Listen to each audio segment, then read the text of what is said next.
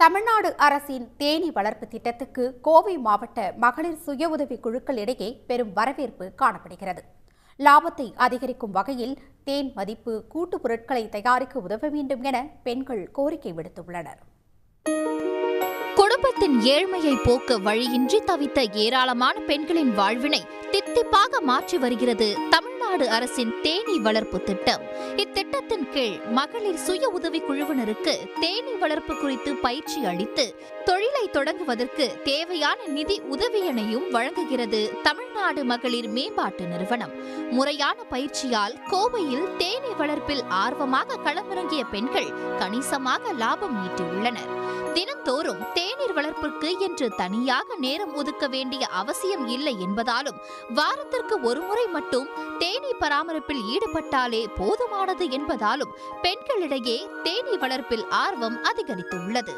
தேனை பயிற்சி அளித்தவர்களே கொள்முதல் செய்து விடுவதால் அலைச்சலின்றி உழைப்புக்கேற்ற ஊதியம் கிடைக்கிறது என்கிறார்கள் பெண்கள்.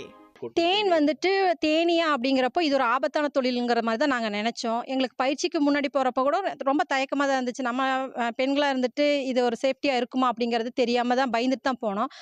எங்களுக்கு அங்கே பயிற்சி கொடுக்குறப்பவே எங்களுக்கு தெரிஞ்சது தேனீ வளர்ப்பில் எந்த ஆபத்தும் இல்லை. நாங்களே தான் தேன் எடுக்கிறோம். நாங்கள் பெண்கள் தான் தேன் எடுக்கிறோம். நாங்களே தான் எல்லாத்தையும் ஹேண்டில் பண்ணுறோம். இதில் எங்களுக்கு அரசாங்கத்திலேருந்து 20 தேன் பெட்டி கொடுத்தாங்க. அதில் பயிற்சியும் கொடுத்தாங்க.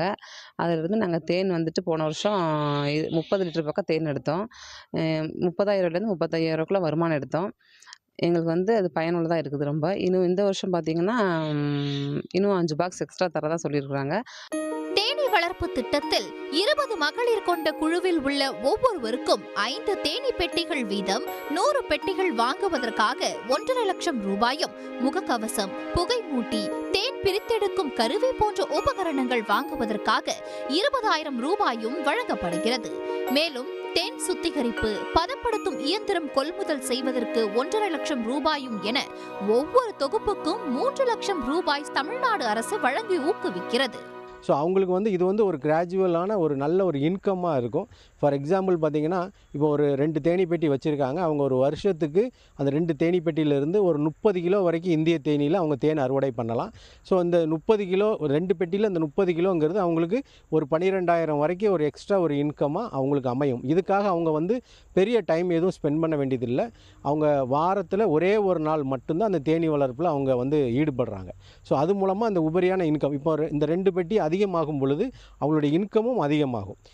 குறைந்த உடல் உழைப்பில் கூடுதல் வருமானம் வசமாவதால் தமிழ்நாட்டில் தேனீ வளர்ப்பில் ஈடுபடும் மகளிர் சுய உதவி குழுவினரின் எண்ணிக்கை தேனீக்கள் போலவே பெருகி வருவது நிதர்சனம். மகளிர் சுய உதவி குழுக்களுக்கான தேனீ வளர்ப்பு திட்டத்தின் வாயிலாக உற்பத்தி செய்யப்படும் தேன் மட்டுமின்றி உற்பத்தியில் ஈடுபடும் மகளிரின் வாழ்வாதாரமும் சேர்ந்தே இனிக்கிறது. சன் செய்திகளுக்காக கோவையிலிருந்து மோகன். உடனுக்குடன் செய்திகளை தெரிந்து கொள்ள சன் நியூஸ் பெல் ஐகானை கிளிக் பண்ணுங்க.